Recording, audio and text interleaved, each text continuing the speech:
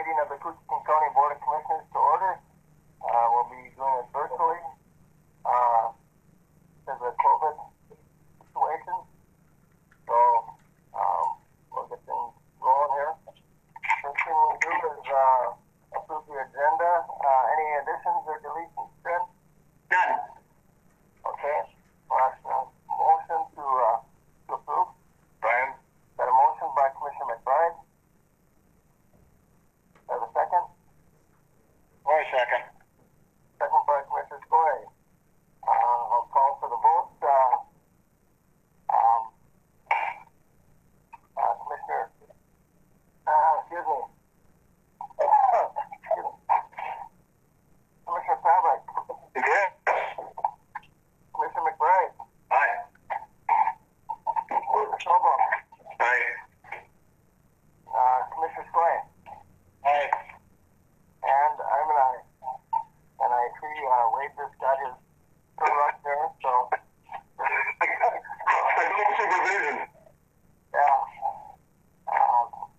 Okay, motion is carried. Approve August 25th meeting minutes.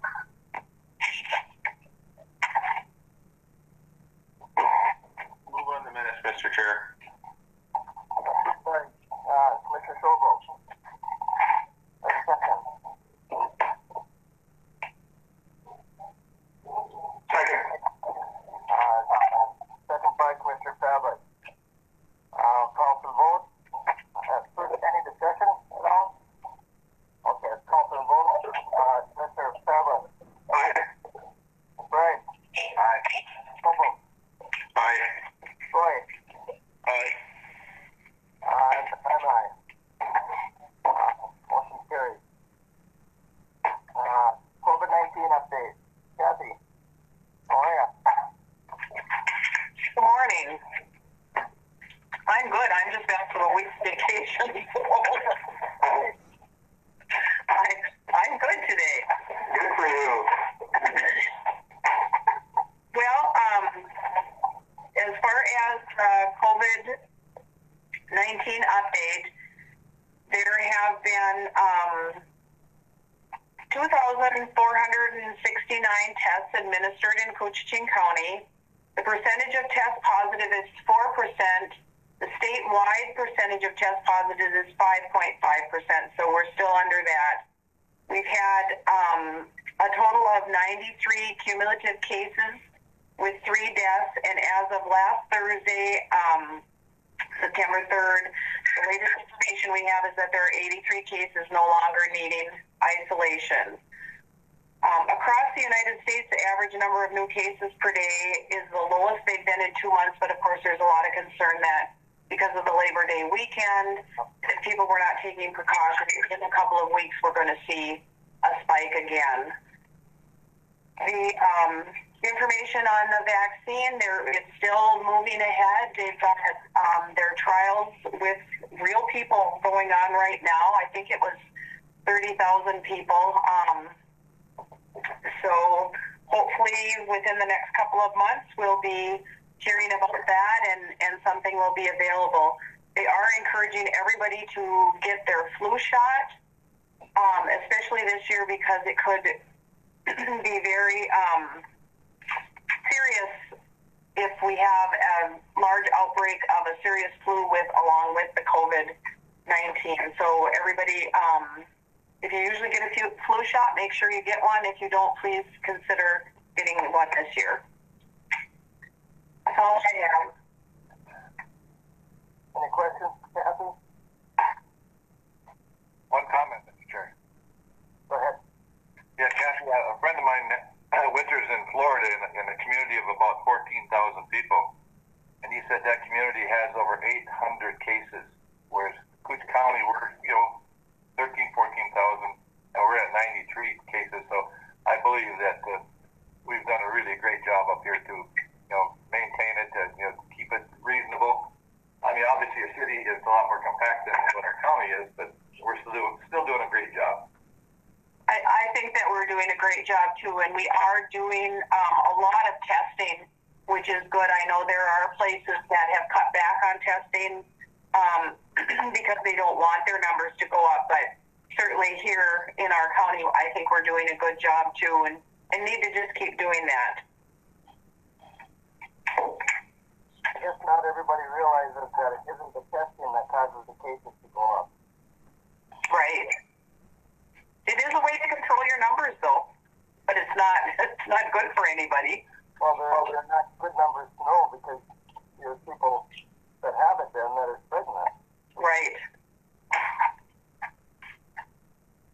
And school's going to start here too next week, so we'll see. School's going to start, and we'll see what happens with that. But I've seen all the plans that the schools have made, and they've worked very, very hard to make it as safe an environment as possible for the kids and teacher and staff. Mr. Chair, Go ahead, Brian.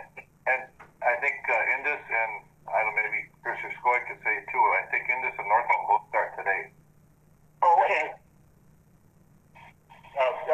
Yes, both of 363, both schools start today. Okay. That's one of the challenges we never figured we'd. So it's sure a big challenge as we want. So, anybody else? All right, we'll move on. Financial business. Proof of claim. Mr. Chair, I'll move on A, B, and C. Well, second, Mr. Chairman. Okay, I've got a motion by Commissioner Schobum to approve the claims, A, B, and C. Courthouse claims, highway claims, and payroll and the ACH payment. And I've got a second by Commissioner, that was you, Wade, wasn't it? Yeah. Second by Commissioner Pavlik. Any discussion? Hearing none, I'll call for the vote. Pavlik. Aye. McBride. Aye. Schobum. Aye. Skoy. Aye. And I'm an aye. Review August summarized payment listing.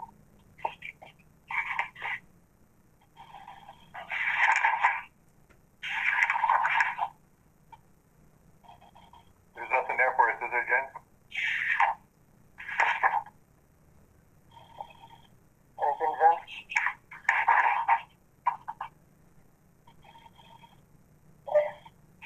Mr. Chair, it's just your normal summarized monthly payments. Okay. Nothing out of the ordinary.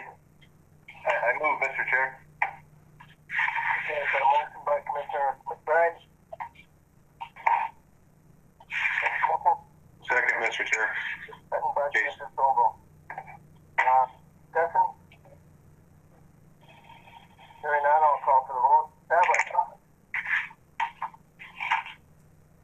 Aye. McBride.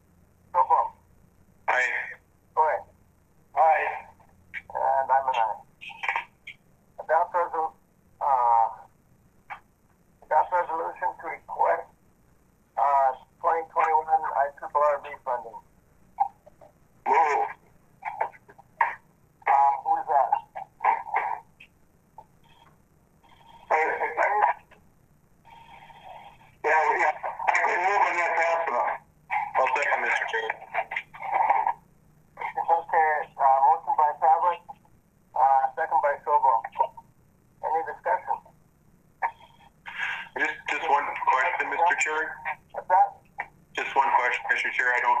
There is no requested amount. Is that kind of just still up in the air, kind of waiting?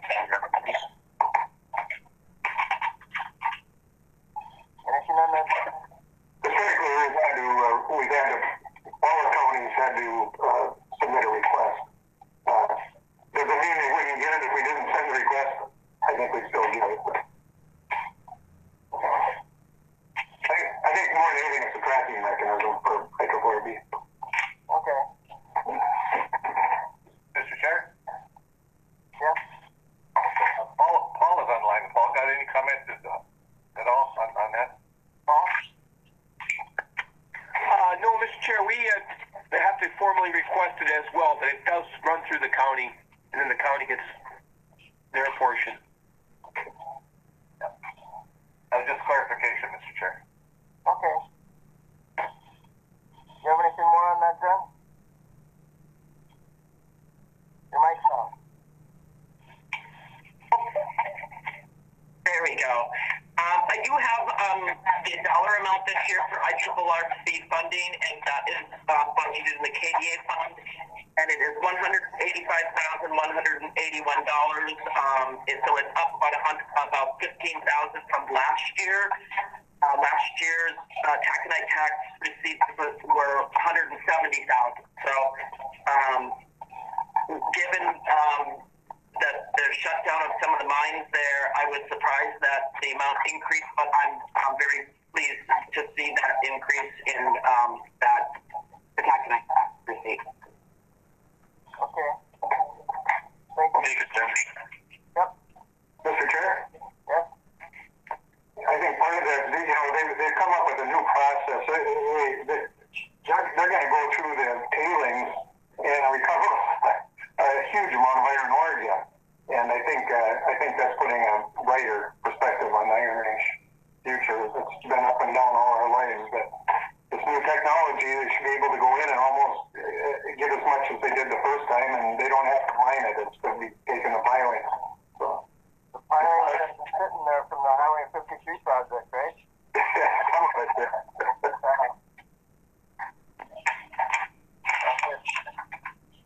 Approve revised September board meeting schedule. Mr. Chair, we have to vote that? We vote on that, Jen? No, you do not.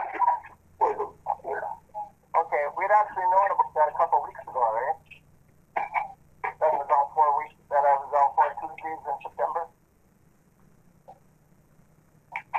How about the amount of the grant?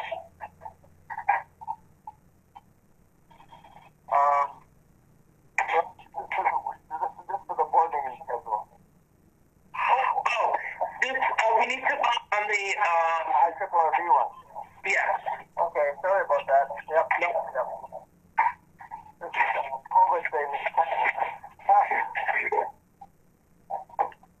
Okay, I'll call for the vote on the IAARB funding. Tablet. Aye.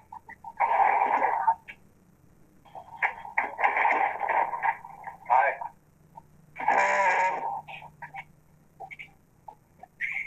Trouble mine. Right. Aye. And I'm an aye. All right. Thank you.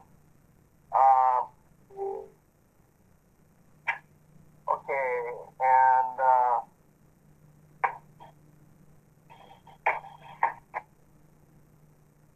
September board meeting schedule. Move on the schedule, Mr. Chair. Okay, thank you, Commissioner McBride. Second. Boy. Second by Commissioner Skoye. Any discussion? Hearing now, I'll call for the vote. Tablet. Aye. McBride. Aye. Coble. Aye. Skoye.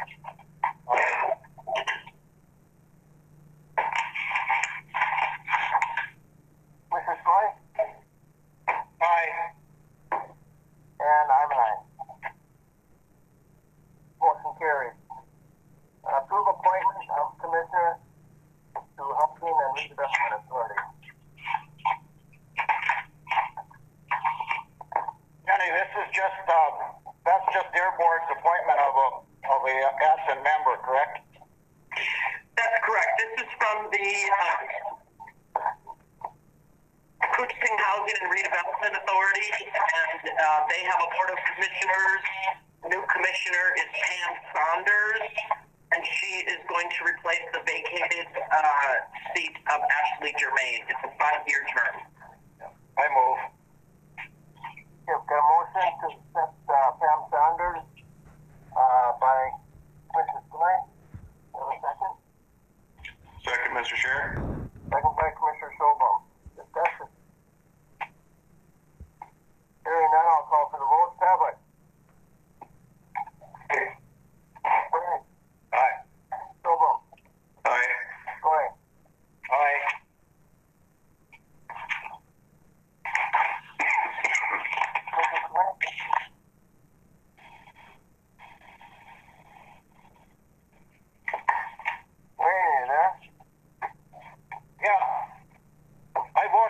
Aye on that, Kevin. Okay, thank you. Apparently didn't hear me. Sorry about that. No, that's all right. And I'm an aye. Motion is carried. Information systems business. Good morning. Good morning. So my request to you today is to approve the Microsoft Enterprise subscription agreement. It's a 3-year enterprise agreement. It's needed in order to renew our Microsoft licenses, which expired on August 31st. So we kind of want to get this through. With this renewal, you'll see the attached quote. I'm changing the licensing to a higher level. This was planned for the 2020 budget. It is a 3-year agreement, so it's a 3-year commitment. But the new subscription level will bring us lots of new tools.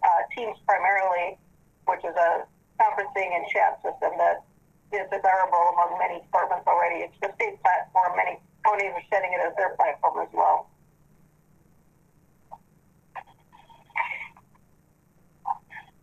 How much extra is the cost?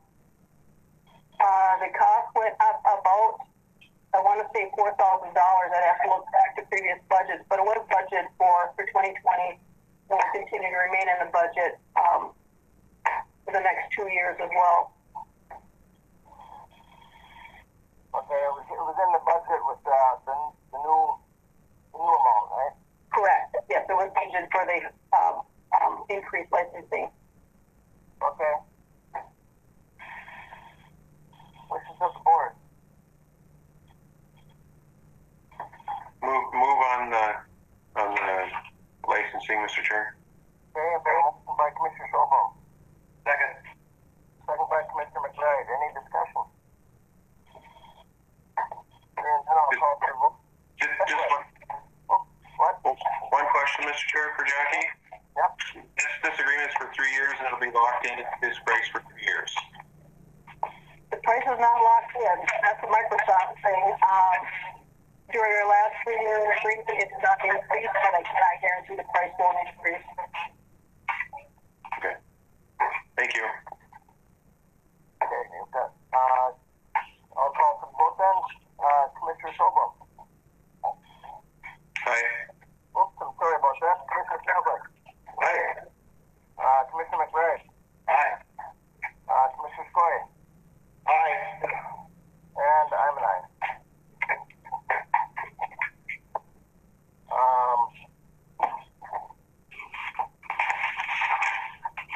And Koochiching technology initiative.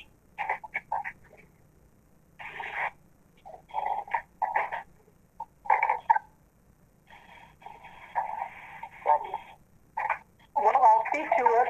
I believe that we have Paul Lebanon and Jake Dunn on the line as well to present it, but I just prepared the idea on behalf of PTI. So if Paul or Jim are there, do you want to speak to this request? Okay, Paul. Yes, Mr. Chair, thanks for having us. The KTI group is a Koochiching technology initiative we've been meeting on a regular basis, and part of that is understanding and supporting technology throughout Koochiching County, and part of that as well is finding areas that are underserved, and then working with the providers and the state resources to try to provide broadband throughout the counties, quality broadband. So this is Minnesota Broadband Vision is just a declaration that of the essential nature of broadband in the state of Minnesota. And so it's they're asking counties to adopt this resolution to support the notion of broadband, quality broadband throughout Minnesota's counties. And so KTI is requesting that from the county that they adopt this resolution. Okay, Jim, good morning. Good morning. Yeah, and this is a natural extension of the adoption, the recent joining by the county board of the Minnesota Rural Broadband Coalition. We intended to have that on the same agenda, but missed that. So this is just a natural continuation of that.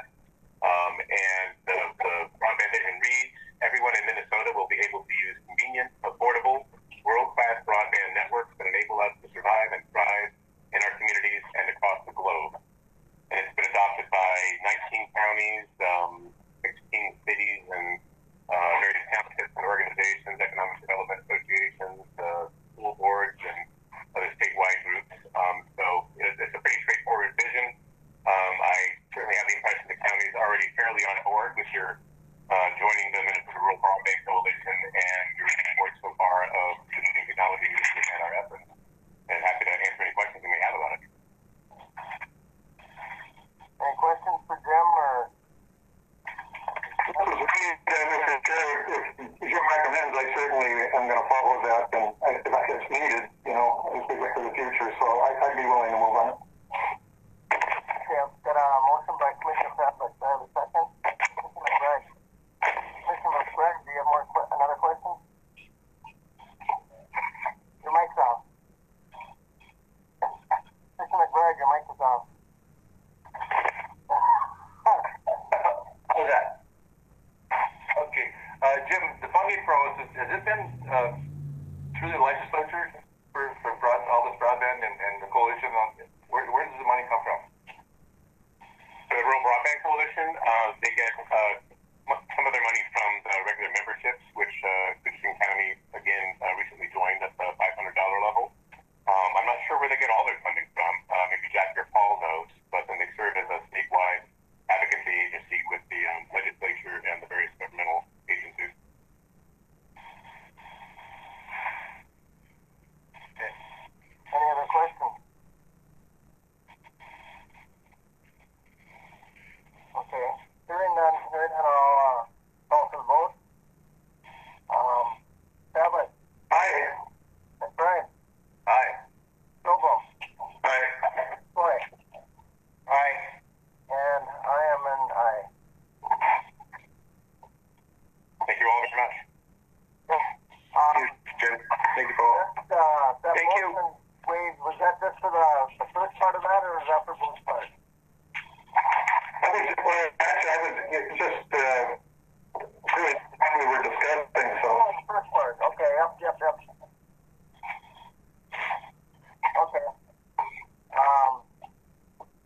That was just for the subscription part, right, Jackie?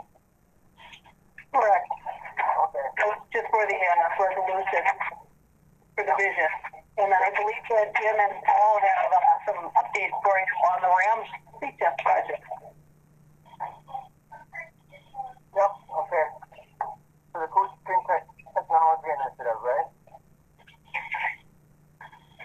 Right. So late this spring, the county board approved the county to participate in the ranked speed test for broadband, and they funded that $5,000 with the Koochiching Technology Initiative to oversee the project.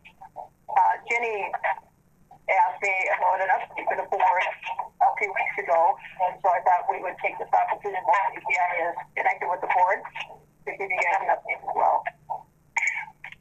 Mr. Chair, if I may, can anybody that's not speaking please mute, because we're getting a lot of feedback. So if you're not speaking and you can mute your microphones, that would be helpful. Thank you.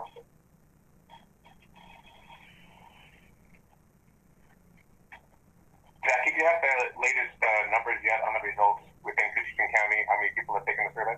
I didn't pull anything new this morning, but I did send you some stats. You want me just to read them off when I sent you the notes I sent you? If you could, that'd be great. As of Friday, there was 581 tests completed for the county. 31 of those didn't identify a county name, but it didn't identify any county. I think it's important before I start going into our test results so far to share with you that the Minnesota Rural Broadband Coalition engaged RAMs, and they are now doing this statewide. So you're seeing promotions through AMC, MCIT, the Minnesota Cooperative Coalition. They're all sending out mass emails trying to up the test now that it's gone statewide. So this has been embraced as a statewide endeavor now. I haven't talked to Steve Georgie to see if we'll get any money back, but now that the Broadband Coalition took it over, but that's a conversation yet to be had. But of those 581 tests, 31 of them we couldn't discern what county they were in, but 550 for sure are. It lists a total of 20 different service providers within the county. 12 of them were submitted by people who had no internet service at all. So they took the time to find a place that had internet service and enter in a response with their address to be identified in that survey.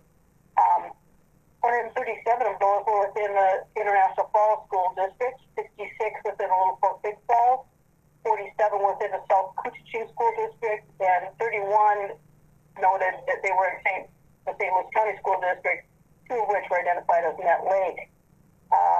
We've sent out flyers to everyone we could think of. We're lacking in a place to distribute them. I printed off 250 of them and sent them to Jim, who mailed them out to the Rainy Lake Association in one of their mailers. We've distributed them at canister sites.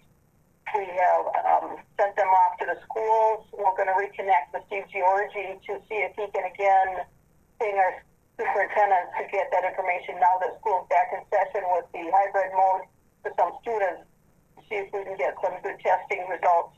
I think the most important thing to remember is that we want everybody in the county to submit a test.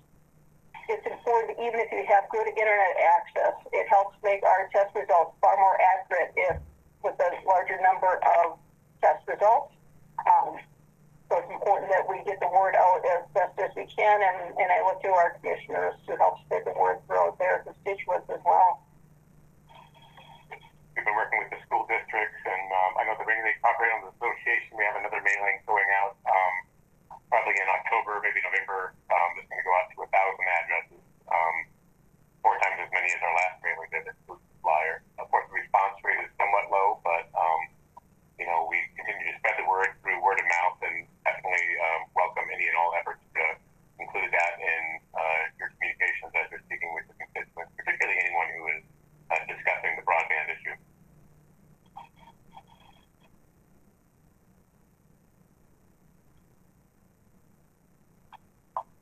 Do you have any questions on the RAM speed test?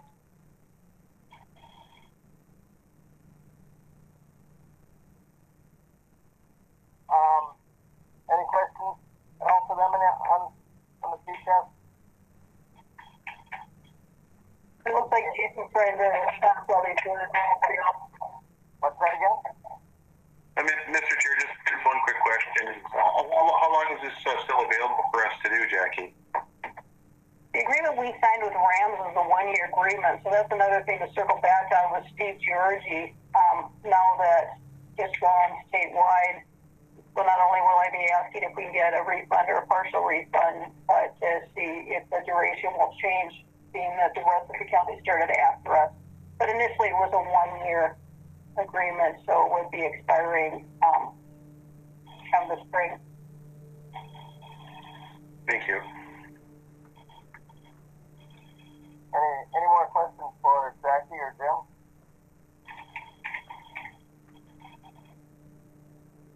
Okay. Do we need a motion on that now, or?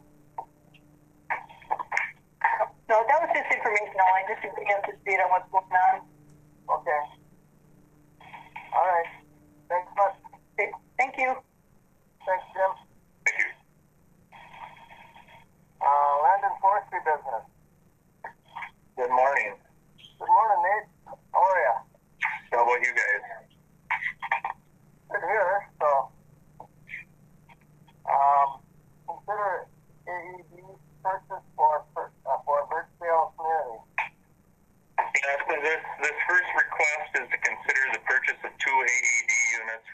retail community from American AED, which was the low quote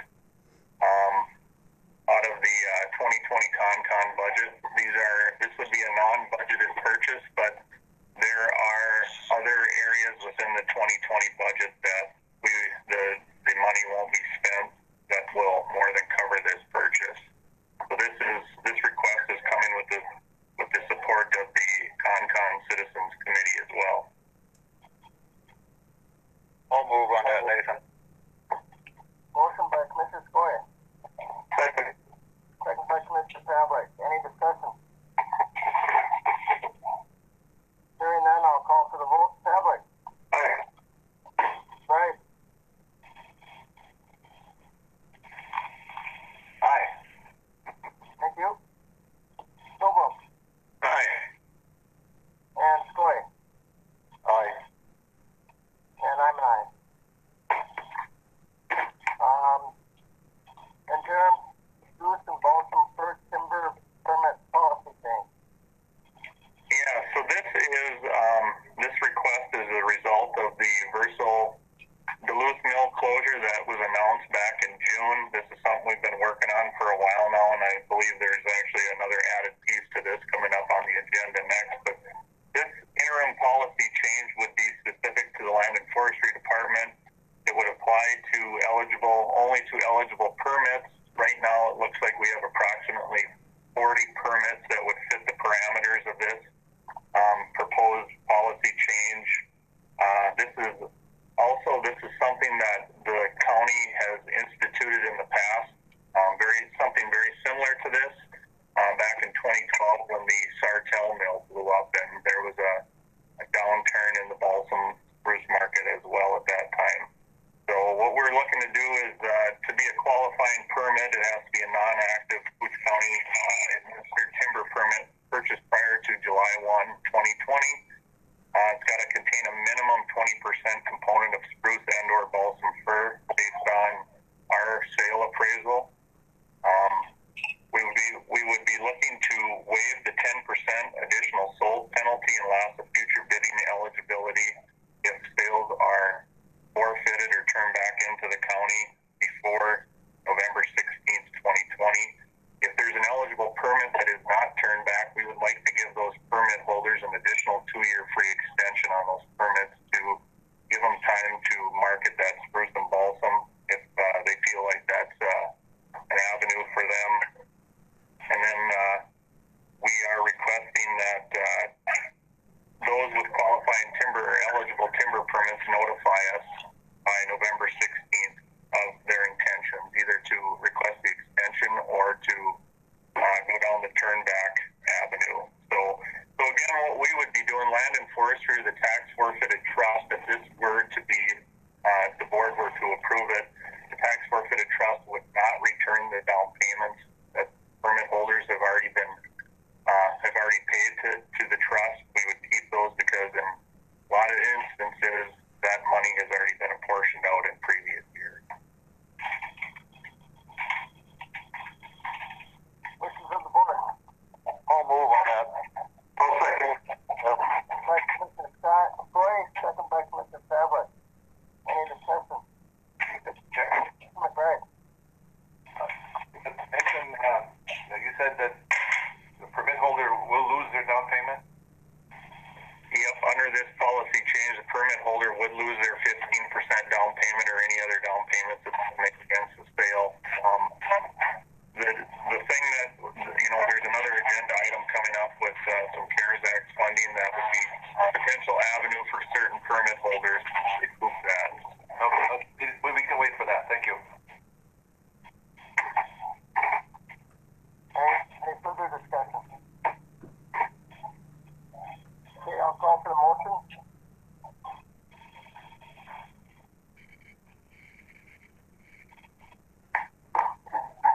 You've got a motion and second, Kevin.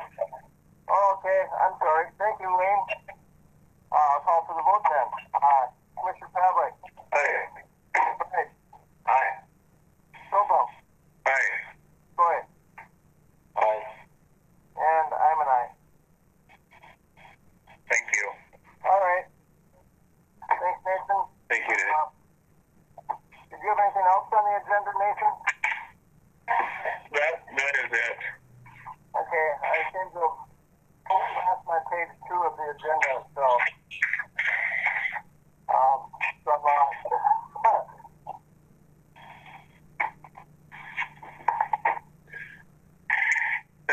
what's next, Jen? Mr. Chair, next item on the agenda is to adopt a resolution approving CARES Act funds, and it's under the category of compliance with public health measures.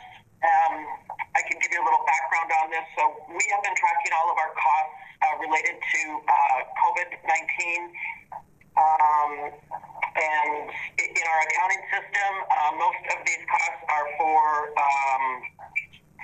PPE, preparing the county to reopen, putting up shields. There's a complete listing in your board packet of policy expenditures. And then they're also broken down by fund, and I would like to have the board to consider using CARES Act funds to reimburse the county for our out-of-pocket expenses that are related to our response to COVID-19. And those costs are going to be from March 1st through July 31st. And then after this, we'll do it on a monthly basis. Okay, and I just found my page 2, so. Oh, good. The first item on under the CARES Act then is adopt a resolution approving CARES Act fund for compliance with public health measures. I'll move on the resolution, Mr. Chairman. Okay, I've got a motion by Commissioner Pavlik. Do I have a second? Second, Mr. Chair. Second by Commissioner Schobel. Any discussion? Hearing none, I'll call for the vote. Commissioner Pavlik. Aye. Brian. Aye. Schobel. Aye. Boy. Aye. And I'm an aye. The second one under that is adopt a resolution approving the transfer of CARES Act funds to the KIA for the Small Business and Nonprofit Grant Relief Program. Mr. Chair, if I may, so the Small Business and Nonprofit Grant Relief Program has been up and running. They have actually gone through 2 rounds of funding and have approved funding. They are now pretty much out of funding at this point.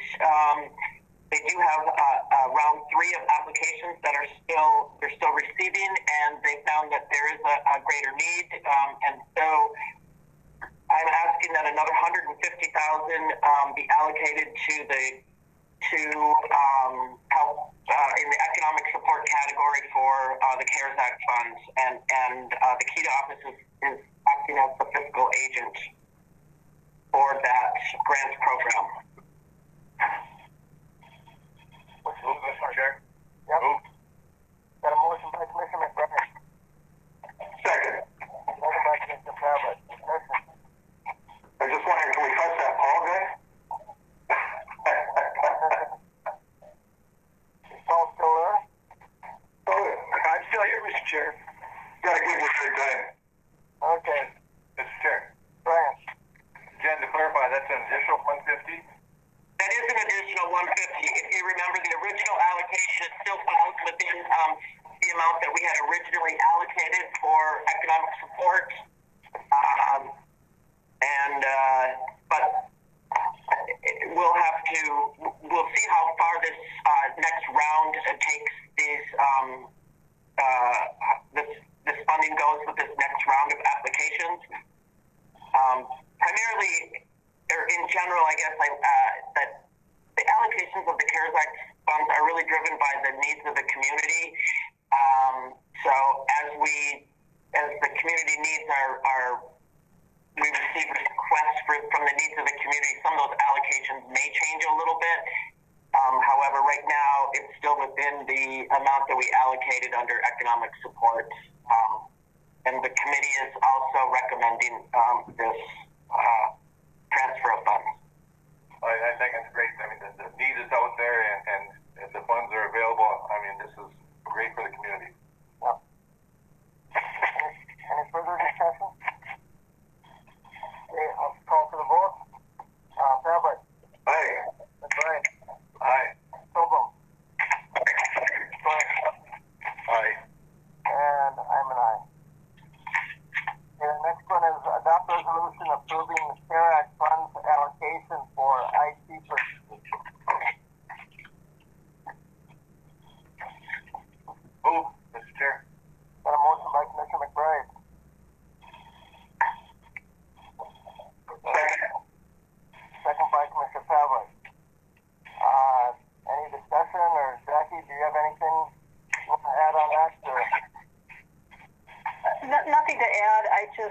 want to get it known in front of the CARES Act committee that I would be looking for some funding so that some could get earmarked, and then Jenny follows through with that on my behalf. Okay. Anything you want to add on that, Jen? Just to thank Jackie for putting together the information that we need. We're trying to determine what the needs are so that we can set aside the funds in the category for getting some more IT equipment out to our staff that needs it to work remotely, and also to make further improvements due to the COVID-19 pandemic. So right now we're just going to earmark these funds. Again, it falls into responding to the public health emergency category, and then these funds will be set aside and allocated within those categories. All right, perfect. Thank you both.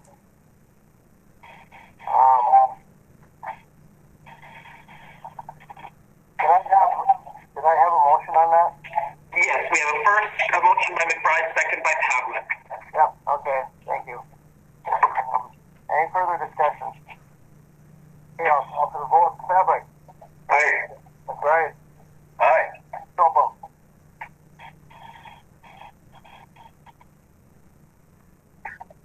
Sorry, aye.